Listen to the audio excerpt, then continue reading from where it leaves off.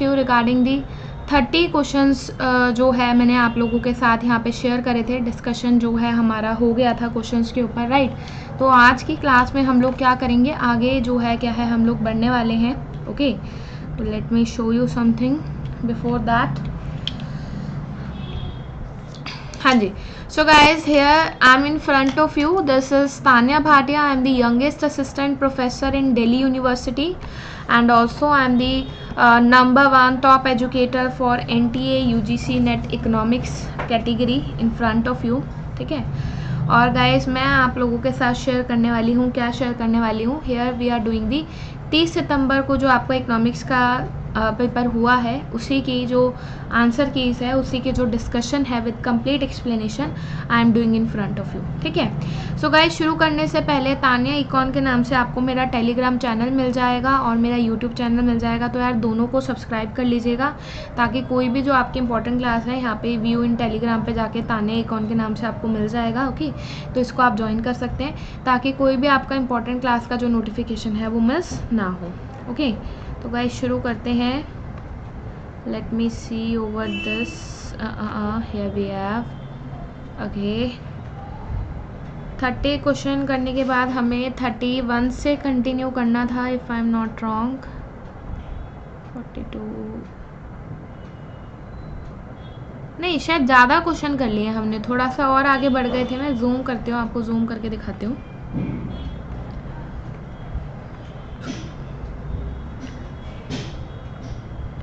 Thirty 31 भी मैंने कल सॉल्व करवा दिया था, आपका क्रॉस प्राइस इलास्टिसिटी भी हो गया था और ये कॉस्ट ऑफ होल्डिंग मनी भी जो है आप लोगों के साथ डिस्कशन जो है हो गई थी। जेड वाला भी क्वेश्चन हो गया था। I think we have done till, हम लोगों ने 35 क्वेश्चन तक जो है क्या है कर लिया था और 36 से जो है हमें क्या करना है, 36 से जो है हमें यहाँ पे ये कंटिन्यू करना है। ठीक है, 35 तक आपका हो गया था और 36 से जो है हम यहाँ पे इसको शेयर करेंगे, इसको कंटिन्यू करेंगे। Okay, so guys here this is front of you question number 36। I think आपको दिख पा रहा होगा, साइज वगैरह क्लियर है? एक बार बता दीजिए कि साउंड एंड स्लाइड वगैरह आपको क्लियर है कि नहीं है before starting. So guys this is question like this, what is the value of what is the value of equilibrium level of income for the data given below for an economy। ठीक है, C is equal to 50 plus 0.8 YD, T is equal to 20%, I is equal to 100, G is equal to 30। तो first है आपका 400, second है 300, 5 है 500 and fourth है आप लोगों का 600। तो देखिए ऑफिशियल आंसर की इसके हिसाब से जो इसका आंसर दे रखा है वो आप लोगों को दे रखा है, कितना दे रखा है। यास्मीन जी, मैंने कल ही अपने चैनल पे एक वीडियो डाली है कट ऑफ के ऊपर, तो आप वो जाके देख सकते हैं। और जो चैलेंजिंग वाले क्वेश्चंस है, चैलेंजिंग वाले क्वेश्चन के लिए वैसे तो ज़्यादा है नहीं, बट 2 क्वेश्चन मुझे ऐसे लग रहे हैं कि जिनमें चैलेंज किया जा सकता है, तो वो मैं आप लोगों के साथ शेयर करूंगी अपने चैनल पे। शाम को एक छोटी सी मैं 2 मिनट की वीडियो बनाऊंगी और मैं आपको क्वेश्चन दोनों दिखा दूंगी। ठीक है जी, हाँ जी। तो यहाँ पे इक्विलिब्रियम लेवल ऑफ इनकम आप लोगों को बतानी थी। ओके, तो इक्विलिब्रियम लेवल ऑफ इनकम के लिए हम यहाँ पे क्या करेंगे, C plus I plus G जो है आपको यहाँ पे करना है। C कितना है, 50 प्लस 0.8 YD, क्योंकि यार ये YD था तो Y में से आपको यहाँ पे टैक्सेस माइनस करने पड़ेंगे। और I कितना है, I है आप लोगों का यहाँ पे 100 और G है आप लोगों का यहाँ पे कितना है, G है आपका यहाँ पे 30। तो इस तरीके से आप यहाँ पे इसको सॉल्व करेंगे। कांस्टेंट वाले को आप एक तरफ प्लस कर लीजिए, प्लस करने का मतलब this would be 150, 150 plus 30 that would B 180 and this would be 0.8 Y minus taxes कितने हैं जी, टैक्सेस आपका 20% दे रखा है। अब 20% ये किसके प्रोपोर्शनेट होगा, इनकम के प्रोपोर्शनेट होगा, यानी कि हो जाएगा आप लोगों का 0.2 Y जो है आप कह सकते हैं कि आपको यहाँ पे टैक्सेस नज़र आएंगे। तो ऐसा करते हैं कि हम लोग इस ब्रैकेट को यहीं पे सॉल्व कर लेते हैं ताकि आपको इसमें जो है आगे आपको इसमें प्रॉब्लम ना हो, आगे आपको इसमें दिक्कत ना हो, राइट। तो देखिए यहीं पे अगर आप Y में से 0.2 Y को माइनस कर देंगे तो ये आपका कितना बच जाएगा, ये आप लोगों का जो अंदर बचने वाला है that is going to be आप लोगों को यहाँ पे नज़र आने वाला है 0.8 जो है आपको यहाँ पे नज़र आएगा। ओके, तो 0.8 Y जो है आपका यहाँ पे बच जाएगा और इसको आपने मल्टीप्लाई कराना है किससे, 0.8 से ही आपने इसको मल्टीप्लाई कराना होगा। So this would be 180 plus this would be 0.64 Y अब 0.64 भाई आप लोगों का यहाँ जाके माइनस हो जाता है और ये यहाँ पे चीज़ 180 की इक्वल आती है। जैसे ही आपका ये यहाँ पे ये माइनस होता हुआ आप लोगों को देखने के लिए मिलेगा, माइनस होते ही आपका ये 0.36 हो जाएगा और इधर जो है आपका 180 आ जाएगा। 180 को आप जैसे ही डिवाइड कराएंगे 0.36 से, ओके, तो answer here will come out to भी कितना आंसर आएगा, पहले पॉइंट हटा देते हैं, पॉइंट हटाते ही 2 जीरो लग जाएंगे एंड दिस वुड बी 500, ठीक है। तो 500 आपका यहाँ पे आंसर आने वाला है और 500 जो है बिल्कुल वो सही भी था, 500 जो है बिल्कुल आपका सही भी था। नेक्स्ट क्वेश्चन देखिए, banking cash transaction tax BCT was introduce with the effect on. ये मैंने आप लोगों को उस दिन भी जो है मैंने आप लोगों के साथ ये शेयर करी थी चीज़, जो है क्या है, ये रहा बैंकिंग ट्रांजैक्शन एक्ट जो है ये आप लोगों का क्या है जी, व्हाट इज दिस, मैं आप लोगों को बता देती हूँ। देखिए, the finance act 2005 here after refer to as act has introduced a new levy namely the banking cash transaction tax, जिसको BCTT के नाम से, मतलब बैंक की ट्रांजैक्शन के ऊपर जो है क्या किया जाने लगा, टैक्स जो है लगाया जाने लगा। और ये कब आया था, ये 1 जून 2005 को, 2005 का एक्ट है तो 2005 में ही आया था। That's why correct answer would to be second. Hindi वाले यार हिंदी में आप इसे पढ़ सकते हैं, ठीक है। हिंदी में मैं थोड़ा सा स्क्रोलिंग स्लो कर रही हूँ, तो आप बाद में वीडियो को पोस्ट करके जो है आप अपना हिंदी में भी आप इसे पढ़ सकते हैं, राइट। अच्छा, नेक्स्ट देखिए question number 38, overshooting model of exchange rate developed by economist Rudiger Dornbusch attempts to establish. क्या इन्होंने जो है यहाँ पे इस्टेब्लिश करने की कोशिश की है। The fact why the foreign market is never in equilibrium. तो देखिए यहाँ पे इन्होंने ये बताया था, क्या बताया था, 38 का जो आपका राइट आंसर है, relationship between the sticky prices and the volatile exchange rate के बारे में इन्होंने यहाँ पे एक्सप्लेन करने की जो है क्या है वो कोशिश जो है यहाँ पे इन्होंने करी है, ओके। अच्छा, उसके बाद अगली चीज़ हमारी यहाँ पे क्या थी, what is the maximum penalty, ठीक है। अगर किसी बंदे का चेक बाउंस हो जाता है तो मैक्सिमम पेनल्टी उसको कितनी लगने वाली है, ठीक है। तो यार अगर किसी इंसान का चेक बाउंस हो जाता है तो ऑफिशियली जो उसको पेनल्टी उसको लग सकती है 2 साल तक का पेनल्टी जो है आप लगा लीजिए उसके ऊपर, जो है क्या है वहाँ पे वो पड़ सकता है। चेक बाउंस की जो पनिशमेंट है, अगर कोई बंदा चेक बाउंस करता है तो लगभग जो मैक्सिमम उसको यहाँ पे लगेगा, कितना लगेगा, मैक्सिमम उसको 2 इयर्स की सज़ा जो है आप कह सकते हैं कि उसे लग सकती है, ठीक है। वैसे जनरली देखो लोग ऐसा करते नहीं है, क्योंकि आपसी आप कह सकते हो कि मतलब एक बाउंडेशन होती है, कोऑर्डिनेशन होती है, तो पहले ही ये चीज़ क्या हो जाती है, पहले ही ये चीज़ जो है क्या है, मतलब डिसाइड आप कह सकते हैं कि हो जाती है, तो ऐसा कोई करता नहीं है, राइट। मैम 6 मंथ्स नहीं होता, देखो यहाँ पे मैक्सिमम पूछा है, मिनिमम नहीं पूछा। मिनिमम जो सज़ा है, मिनिमम पेनल्टी जो है वो 6 महीने की है और मैक्सिमम जो सज़ा यहाँ पे लगेगी उसको वो 2 साल तक की हो सकती है, तो ये फ़र्क था दोनों में। अगला क्वेश्चन देखिए एब्सोल्यूट इनकम हाइपोथेसिस किसकी है, किसने दी थी एब्सोल्यूट इनकम हाइपोथेसिस जो है, और ये किससे रिलेट करती है, एब्सोल्यूट इनकम हाइपोथेसिस आपकी रिलेट करेगी, किससे रिलेट करेगी जी, कंज्यूमर बिहेवियर से जो है आप कह सकते हैं कि ये वाला टॉपिक जो है क्या करता है, ये रिलेट करता है। सो दैट्स वाई 40 का जो राइट आंसर है वो फर्स्ट होगा और NTA ने भी फर्स्ट ही दिया है। अच्छा, उसके बाद बड़ी आसान मैचिंग दे रखी थी जो कि इंटरनेशनल ट्रेड की बैकबोन ही है, एब्सोल्यूट एडवांटेज एडम स्मिथ का होता है। फिर factor proportion theory of international trade किसकी है जी, फैक्टर प्रोपोर्शनल थ्योरी, ये हेक्सर-ओलिन की है। ऑफर कर्व मार्शल के हैं और अपॉर्चुनिटी कॉस्ट हैबलर की। तो ये मैंने आप लोगों को कई बार ये मैचिंग मैंने अपने मॉक टेस्ट में हर जगह प्रैक्टिस कराई थी एंड द करेक्ट आंसर है वुड टू बी सेकंड, जो है आप लोगों को यहाँ पे देखने के लिए मिलेगा। एब्सोल्यूट एडवांटेज एडम स्मिथ है, फैक्टर प्रोपोर्शन हेक्सर-ओलिन है, ऑफर कर्व आपका मार्शल है और अपॉर्चुनिटी कॉस्ट जो है, अपॉर्चुनिटी कॉस्ट आप लोगों की क्या है, अपॉर्चुनिटी कॉस्ट यहाँ पे आपका हैबलर ने जो है क्या है इस चीज़ को यहाँ पे ये दिया है, राइट। चलिए उसके बाद अगली चीज़ आपके यहाँ पे क्या है, अगली चीज़ आप ये देख लीजिए, ये सारा हो गया आपका, हियर वी हैव मैचिंग भी कर लिया आपने। So this is our question number 42। देखिए 42 आपको क्या बताता है, forward exchange rate are useful for those who wish to. देखिए फॉरवर्ड एक्सचेंज रेट क्या होता है, protect themselves from the risk that the exchange rate will change up before a transaction completed, gamble that a currency will rise in value, gamble that a currency will fall in value, exchange currency at a point in the time in the future। तो 42 का जो आपका यहाँ पे correct answer है, देखिए सारी चीज़ है। जब मैं क्या करती हूँ, देखो मुझे कार अगर लेनी है 1 जनवरी 2021 को निकलवानी है, लेकिन आज ही मैं कार डीलर के साथ डील कर लेती हूँ, मतलब 7 नवंबर को मैंने डील कर लिया, तो मैं आज की प्राइस पे उसके साथ फिक्स कर लूँगी। और क्योंकि मुझे कहीं ना कहीं डर है कि यार आगे जाके कार महंगी हो सकती है, तो जो भी वहाँ पे मेरा रिस्क है वो कवर हो जाएगा सारा का सारा। और फिर जो ये गैम्बल है वो जुआ है, देखो कार सस्ती भी हो सकती है, मे बी कंपनी कुछ ऐसा ऑफ़र निकाल दे न्यू ईयर पे कि कार सस्ती हो रही है, तो कुछ भी हो सकता है।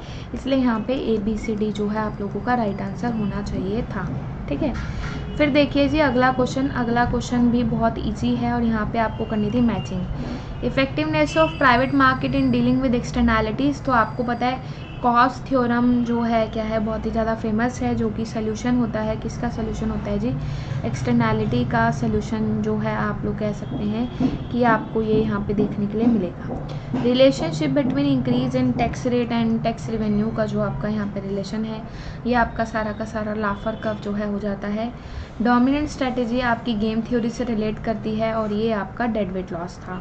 सो guys according to this matching the correct answer जो NTA ने यहाँ पे दिया है वो फर्स्ट दिया है और फर्स्ट बिल्कुल ही सही है।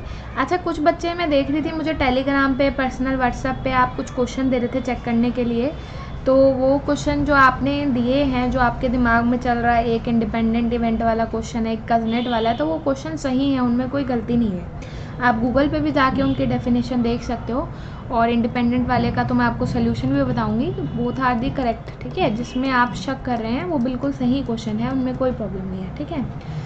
What kind of relationship exists when between two variable if all points on the scatter diagram appear to fall on a straight line upward from left to right?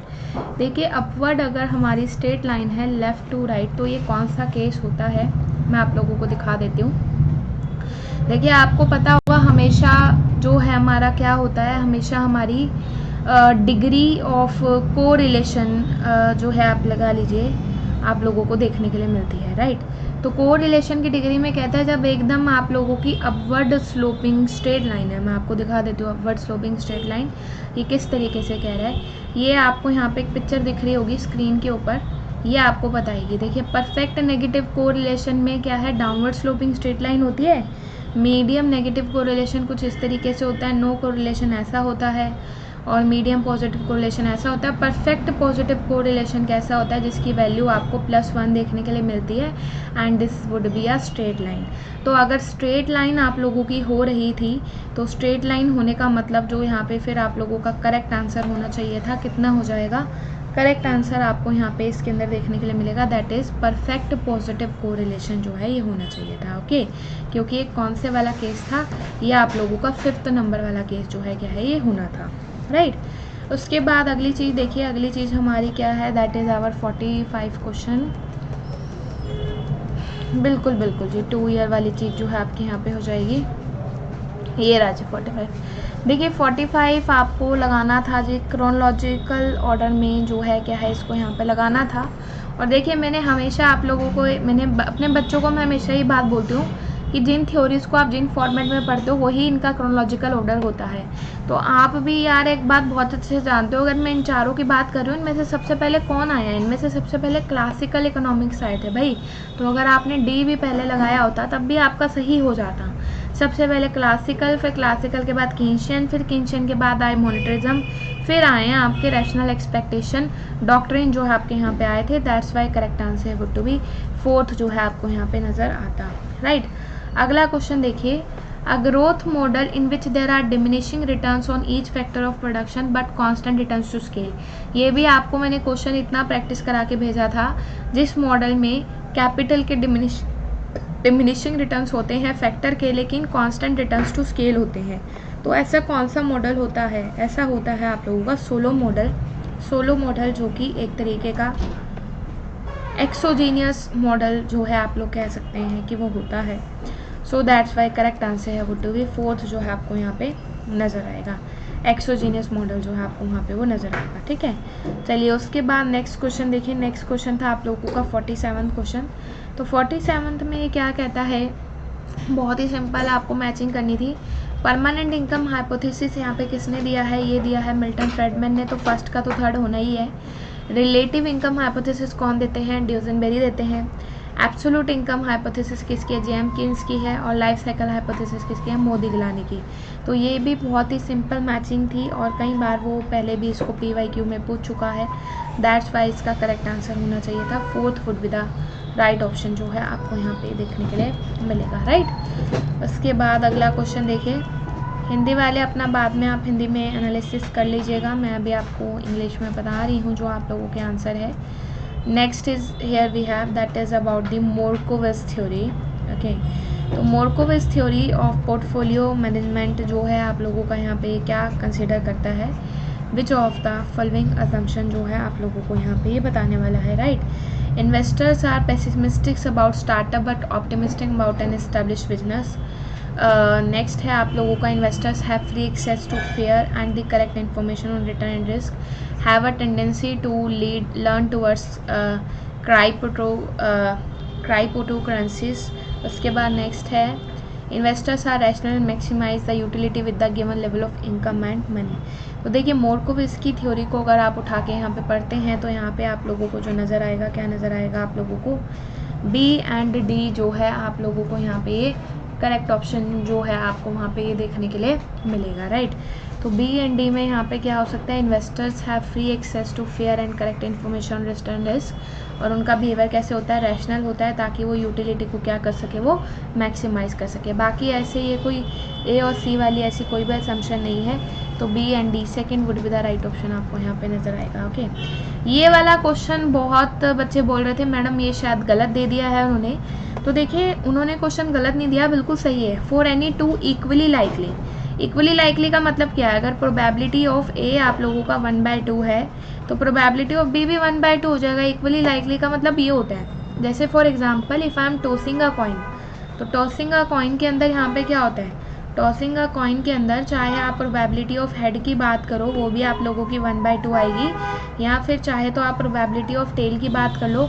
वो भी आप लोगों की कितनी आएगी, वो भी 1/2 ही आप लोगों को नज़र आती है। ठीक है, और अब आपको ये पता होना चाहिए जब वो आपको इतना बड़ा बड़ा हिंट दे रहा है कि जो हमारे इवेंट्स हैं वो कैसे हैं, वो इवेंट्स हमारे हो रहे थे इंडिपेंडेंट इवेंट्स जो है आप लोगों को यहाँ पे ये नज़र आ रहे हैं, आपको देखने के लिए मिल रहे हैं। राइट, तो क्या होते हैं जी इंडिपेंडेंट इवेंट्स, देखिए 2 इवेंट्स आर इंडिपेंडेंट। ठीक है, अगर 2 इवेंट्स जो हैं हमारे क्या है, इंडिपेंडेंट है, तो probability A intersection B equal to होती है probability of A multiply by probability of B, ये आप लोगों की कंडीशन थी। राइट, तो अगर भैया यहाँ पे ये पूछ रहा है कि एग्जॉस्टिव एंड इंडिपेंडेंट इवेंट्स है तो probability of A intersection B कितनी हो जाएगी, PA मल्टीप्लाई बाय PB, तो आप इसको यहाँ पे कराते 1/2 मल्टीप्लाई बाय 1/2 यानी कि that would be 1/4 which would be equal to 0.25। तो इस क्वेश्चन में कोई दिक्कत नहीं थी, कोई गड़बड़ नहीं थी, एंड द करेक्ट आंसर है वुड टू बी 0.25 जो है क्या है आपको यहाँ पे देखने के लिए मिलता है, आपको नज़र आता है। ठीक है, 50th क्वेश्चन भी बहुत ही ज़्यादा रिपीटेड क्वेश्चन था, मॉक टेस्ट में भी आपको कितनी बार दिया गया। If the disturbance term is heteroscedastic, तो हेटेरोस्केडास्टिक में क्या होता है, लू होता है, एस्टिमेटर्स आर लू ओनली, तो बायस तो होंगे नहीं क्योंकि बायस की जगह वो क्या होंगे, बायस की जगह आप लोगों को अनबायस देखने के लिए मिलते हैं। Estimates do not have the minimum variance property, ये बिल्कुल बात सही है, उनके पास मिनिमम वेरिएंस नहीं होते। Okay, test of significance based on OLS estimator will be inaccurate, ये भी बात सही है। अच्छा, OL एस्टिमेटर्स आर इनकंसिस्टेंट, तो इनकंसिस्टेंट नहीं होते, ये कैसे आप लोगों को नज़र आते हैं, ये आप लोगों को कंसिस्टेंट नज़र आते हैं। तो यहाँ पे खाली B एंड C वाली स्टेटमेंट जो है वो आपकी सही थी। ओके, हाँ जी, एक क्लेम की फ़ी आपकी 1000 रुपये है, अगर आपका क्लेम सही निकला तो वो आपको 1000 रुपये जो है क्या है वो आपको वापस भी मिल जाते हैं। राइट, तो यहाँ पे आपका जो करेक्ट आंसर आना चाहिए था, कितना आना चाहिए था, B एंड C जो है आप लोगों को यहाँ पे ये सही देखने के लिए जो है यहाँ पे ये मिलता है। ठीक है, क्लियर है।